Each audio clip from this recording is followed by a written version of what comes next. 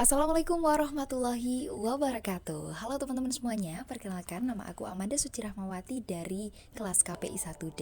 Di sini akan mempresentasikan tentang materi yang udah kita pelajari sebelumnya dari mata kuliah Dasar Ilmu Komunikasi. Nah, dengan adanya video ini juga sebagai prasyarat untuk memenuhi ujian tengah semester mata kuliah Dasar Ilmu Komunikasi.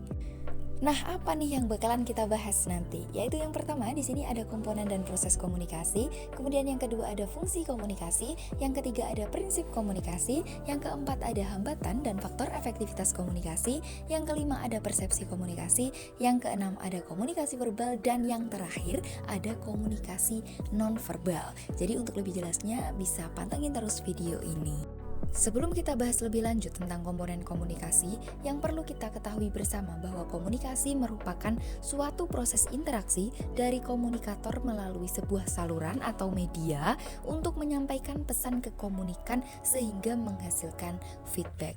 Nah, untuk komponen komunikasi yang akan saya bahas, di sini terdapat 7 unsur atau komponen, yaitu yang pertama ada komunikator, kemudian ada pesan, kemudian media, komunikan, efek, umpan balik, dan yang terakhir ada gangguan. Mari kita bahas satu persatu, yaitu yang pertama ada komunikator. Komunikator adalah orang yang menyampaikan pesan, disebut juga dengan speaker, kemudian encoder, kemudian sumber atau juga pengirim. Nah, jika dilihat dari jumlahnya, komunikator itu dikategorikan menjadi 3, yaitu ada 1 orang, kemudian banyak orang, dan yang ketiga ada massa. Nah, selanjutnya di sini ada pesan. Jika dilihat dari bentuknya, pesan ini dibagi menjadi 2, yaitu yang pertama ada nonverbal, meliputi gerak-gerik, isyarat tangan, dan juga mimik. Yang kedua ada verbal, meliputi lisan dan juga tulisan. Nah, jika dilihat dari makna pesan, pesan juga dibagi menjadi 2, yaitu yang pertama denotatif atau makna sebenarnya, kemudian yang kedua ada konotatif atau makna tak sebenarnya. Selanjutnya ada media. Media merupakan alat atau perantara untuk menyampaikan sebuah pesan dari komunikator kepada komunikan. Media yang digunakan itu bisa indera manusia, telepon, surat, telegram, media massa, internet, rumah ibadah, pesta rakyat, dan lain sebagainya. Selanjutnya di sini ada komunikan. Komunikan adalah orang yang menerima pesan. Disebut juga dengan halayak, sasaran, audiens, receiver atau penerima. Lanjut di sini juga ada efek. Efek merupakan perbedaan antara apa yang dipikirkan, dirasakan, dan dilakukan oleh komunikan sebelum dan sesudah menerima pesan. Tidak hanya dalam perbuatan, tetapi perubahan atau perbedaan pengetahuan sudah bisa dikatakan bahwa seseorang itu telah terpengaruh. Selanjutnya di sini ada umpan balik. Mungkin teman-teman lebih familiar dengan sebutan feedback. Nah, ini merupakan tindakan perubahan setelah mendapatkan pesan. Dan yang terakhir di sini ada gangguan. Gangguan merupakan kendala yang terjadi dalam komunikasi dan dapat mengakibatkan miskomunikasi.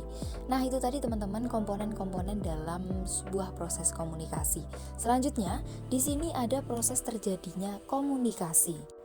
Dalam proses terjadinya komunikasi itu dibagi menjadi 2, yaitu yang pertama ada proses komunikasi primer dan yang kedua ada proses komunikasi sekunder. Proses komunikasi primer adalah menjelaskan pikiran kita secara langsung dengan simbol, tidak menggunakan media. Jadi dari komunikator kemudian pesan dan langsung disampaikan kepada komunikan. Sedangkan proses komunikasi sekunder itu adalah ketika kita menggunakan media karena banyaknya sasaran, keterbatasan waktu, situasi, dan lain sebagainya. Jadi dari komunikator, kemudian ada pesan itu disampaikan melalui media, kemudian baru sampailah kepada komunikan. Selanjutnya di sini ada fungsi komunikasi. Yang pertama ada fungsi komunikasi sosial, yaitu untuk membentuk konsep diri atau bagaimana cara kita mengetahui diri kita sendiri, kemudian eksistensi diri ketika kita membutuhkan pengakuan dari orang lain, dan selanjutnya ada memupuk hubungan, memperoleh kebahagiaan, dan juga kelangsungan hidup. Kemudian yang kedua ada fungsi komunikasi ekspresif. Komunikasi ekspresif untuk menyampaikan dan mengekspresikan perasaan kita pada orang lain. Biasanya melalui komunikasi nonverbal. Diam saja kita bisa mengkomunikasikan itu kepada orang lain. Selanjutnya ada fungsi komunikasi ritual. Nah, komunikasi yang dilakukan berkaitan dengan adat istiadat dan kebiasaan masyarakat setempat, seperti adanya larung sesaji, temankan kucing, dan lain sebagainya. Dan yang terakhir ada fungsi komunikasi instrumental. Komunikasi ini digunakan sebagai alat untuk menerangkan, mempengaruhi, dan membuat pendengar percaya atas apa yang kita sampaikan. Nah, selanjutnya ada prinsip komunikasi. Prinsip komunikasi ini dibagi menjadi 12, yaitu yang pertama, komunikasi adalah proses simbolik. Melibatkan penggunaan lambang dapat menimbulkan keragaman makna dan muncul sifat makna suka karena penggunaan simbol tergantung bagaimana kita memaknai. Kemudian yang kedua, setiap perilaku mempunyai potensi komunikasi. Mengingat kita sebagai makhluk sosial bahwa semuanya itu bisa kita komunikasikan. Kemudian yang ketiga, komunikasi punya dimensi isi dan dimensi ruang. Dimensi isi menunjukkan apa yang dirasakan secara verbal, sedangkan dimensi ruang adalah menunjukkan bagaimana cara mengatakannya atau reaksi disampaikan dalam nonverbal. Kemudian yang keempat, komunikasi berlangsung dalam berbagai tingkat kesengajaan. Terdapat 4 tingkat kesengajaan, diantaranya adalah terbuka, tertutup, tak sadar, dan biologis. Kemudian yang nomor 5 adalah komunikasi terjadi dalam konteks ruang dan waktu. Kondisi psikologis, situasi, dan kondisi, jam, hari tersebut sangat mempengaruhi dalam suatu proses komunikasi. Kemudian yang keenam yaitu komunikasi melibatkan prediksi peserta komunikasi. Kita dapat meramalkan sesuatu, tapi kita tidak bisa meramalkan efek yang terjadi setelahnya. Kemudian yang nomor 7, komunikasi bersifat sistemik. Terdapat sistem internal atau dari dalam diri kita seperti pola pikir, sikap, dan lain-lain. Kemudian dari sistem eksternal itu dari luar diri seperti ketika cara kita merangkai sebuah kata. Nah yang kedelapan yaitu semakin mirip latar belakang sosial budaya maka semakin efektif pula proses komunikasinya. Pada dasarnya komunikasi itu terikat oleh budaya, kesamaan suku, agama, ras, dan budaya. Pendidikan akan menjadikan komunikasi tersebut semakin efektif. Selanjutnya nomor 9, komunikasi bersifat non-sekuensial atau tidak berurutan. Adanya topik yang berubah-ubah, meloncat-loncat, tapi di sini juga dapat mengakibatkan komunikasi berjalan tidak efektif. Kemudian yang nomor 10, ini komunikasi bersifat prosesual, dinamis, dan transaksional. Jadi komunikasi tidak memiliki awal dan akhir, akan selalu berkesinambungan. Yang nomor 11, komunikasi bersifat irreversibel. Semua orang tidak dapat menghindari komunikasi, karena mengingat kembali kita adalah makhluk sosial. Nah, jadi sangat mungkin terjadi jika terdapat perilaku atau ucapan kita yang menyakiti hati orang lain. Mungkin pesannya bisa kita tarik, tapi sakit hati yang sudah tertanam dalam hati orang lain tersebut tidak akan pernah hilang. Kemudian yang terakhir, komunikasi bukan panacea untuk menyelesaikan berbagai masalah. Dalam penyelesaian masalah tidak hanya komunikasi saja yang dibutuhkan, melainkan juga disertai dengan perbuatan. Selanjutnya mari kita bahas tentang hambatan komunikasi, yaitu yang pertama ada hambatan psikologi. Kondisi psikologi seseorang mempengaruhi suatu proses komunikasi. Hal ini disebabkan faktor eksternal dan juga faktor internal. Faktor eksternalnya apa? Yaitu dari lingkungan keluarga, dari orang tua, kakak, adik, dan juga kakek nenek. Kemudian dari faktor internalnya itu berasal dari sifat atau karakter, kemudian bakat dan juga keturunan. Kemudian yang kedua ada hambatan budaya berkaitan dengan semantik ini ya teman-teman. Lingkungan sosial dapat menghasilkan makna yang berbeda dalam mengartikan sesuatu. Selanjutnya ada hambatan teknis. Gangguan teknis lebih menitik beratkan pada soal teknis sederhana, tapi sangat mengganggu proses komunikasi. Seperti contoh adanya kesalahan penulisan dalam koran atau dalam makalah, dalam karya-karya tulis lainnya. Kemudian yang keempat ada hambatan semantik. Bahasa yang digunakan ini berbeda antara komunikator dan komunikan. Kemudian adanya struktur bahasa yang digunakan tidak semestinya dan juga adanya latar belakang yang berbeda tentang sebuah budaya. Selanjutnya mari kita bahas tentang faktor efektivitas komunikasi. Yang pertama ada credibility atau kredibilitas, berkaitan dengan kepercayaan. Seorang komunikator yang baik harus memiliki kredibilitas agar pesan yang disampaikan bisa tersasar dengan baik. Kemudian ada konteks atau kondisi yang mendukung ketika berlangsungnya sebuah komunikasi.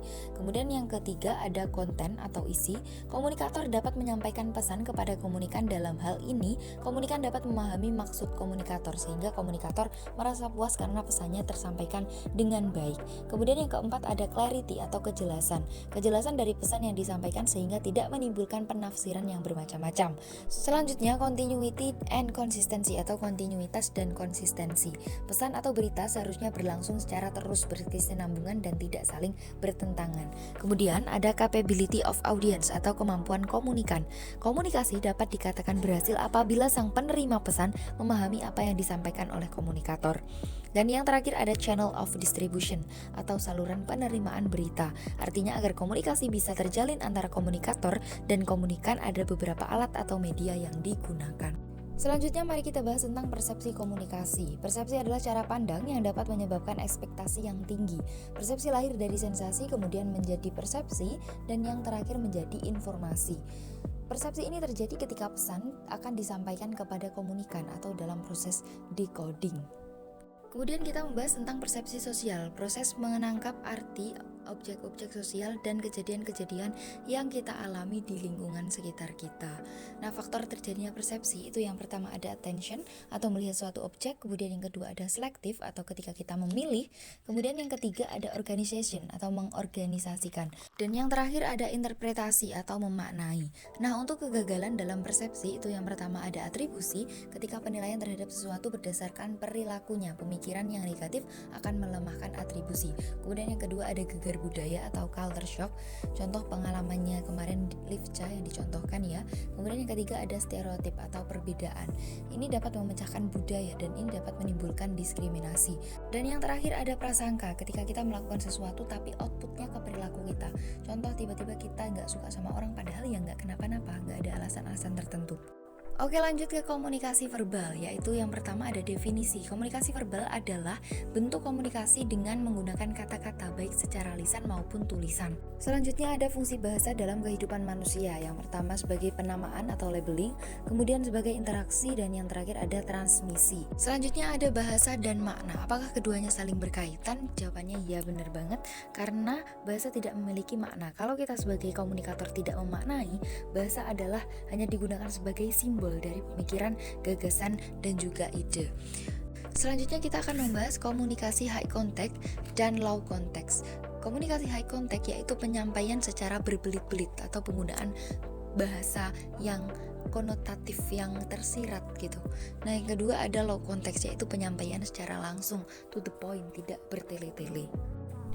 Selanjutnya ada komunikasi nonverbal. Konsep dari komunikasi nonverbal. Komunikasi nonverbal merupakan bentuk komunikasi di luar penggunaan kata-kata.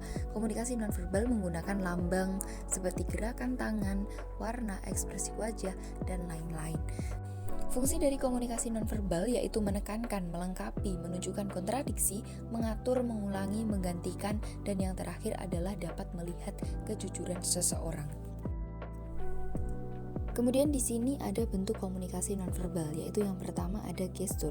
Gestur ini meliputi gerak isyarat, gerakan kepala, posisi kaki, dan lain sebagainya. Kemudian yang kedua ada penampilan. Penampilan ini dapat menggambarkan karakteristik seseorang. Bukankah kita ketika pertama kali bertemu dengan seseorang itu yang kita lihat adalah penampilannya juga kan? Ketika kita tidak tahu bagaimana orangnya, pasti kita lihat dulu penampilannya. Nah, dari situ kita bisa menyimpulkan bahwa orang ini seperti ini, seperti ini.